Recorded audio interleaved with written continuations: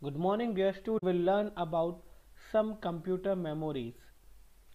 Now, student, we know that how much important memory is for the human being, and we can imagine a human life without a memory.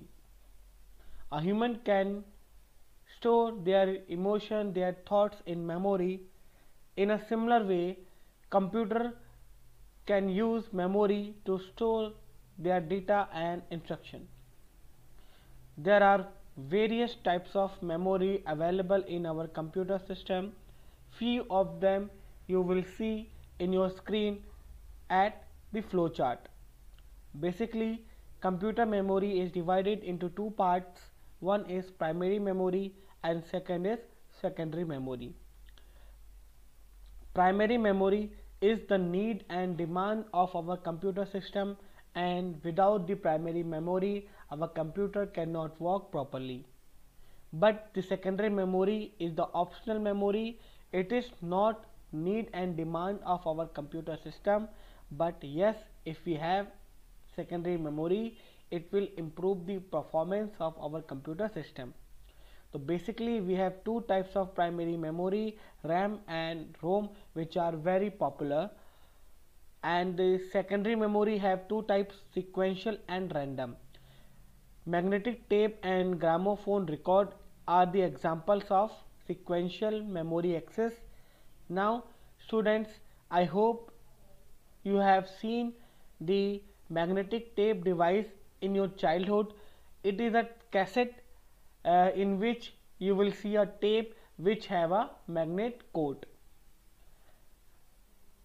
And random access devices that we use nowadays like CD, DVD, hard disk, floppy disk, pen drive and memory card. Okay, so today first of all we will learn about RAM. There are basic 4 points in RAM. RAM stands for random access memory. It is a volatile memory. It is used for temporary storage, and we can use RAM for read and write both. Okay, so now students, what do you mean by volatile memory? Volatile memory is a memory which can store the data only till the power supply is on.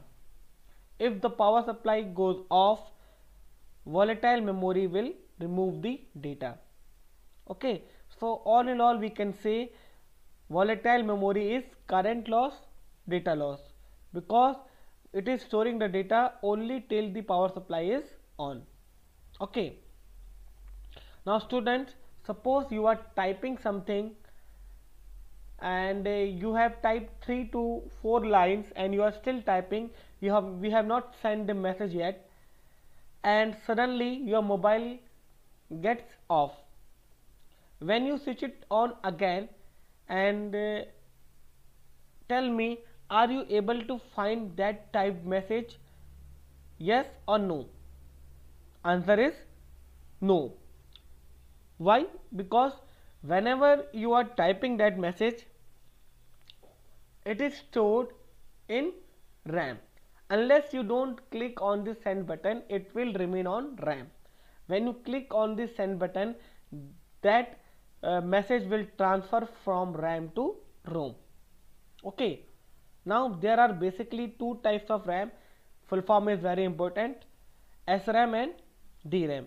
SRAM stands for static random access memory and DRAM stands for dynamic random access memory. Now what is the difference between SRAM and DRAM? DRAM need refreshment but SRAM don't need refreshment. There is one key point. The difference between SRAM and DRAM is refreshment. DRAM need refreshment and SRAM don't need refreshment, and in both SRAM and DRAM, SRAM is very faster than DRAM. Now we will talk about ROM. ROM stands for read only memory. As the name suggests, we can only read, we cannot write in ROM. It is a non-volatile memory and it is used for permanent storage. Now what do you mean by non-volatile memory? Non-volatile memory means it is a memory which can store the data even after our mobile get switched off. Okay, now students, uh, you will see that your photographs, your images, your videos are still there in a memory even after mobile gets switched off. Okay, when you switch it on again, you will again find all these things. So what does it mean? It all are stored in ROM. Okay, so in a simple way we can say, if you switch off your mobile and if you switch it on again, and if you able to find the files and data, then it means it will stored in ROM. And if you don't find that data, then what does it mean? It was stored in RAM, in a simple way. And there are basically three types of ROM: PROM, EPROM and double EPROM. PROM stands for programmable read only memory. In PROM we can write only once, it can program only once. So PROM gives us the authority to write the content, but how many times? Only one time. So in PROM we can write only once, after that we can read multiple times.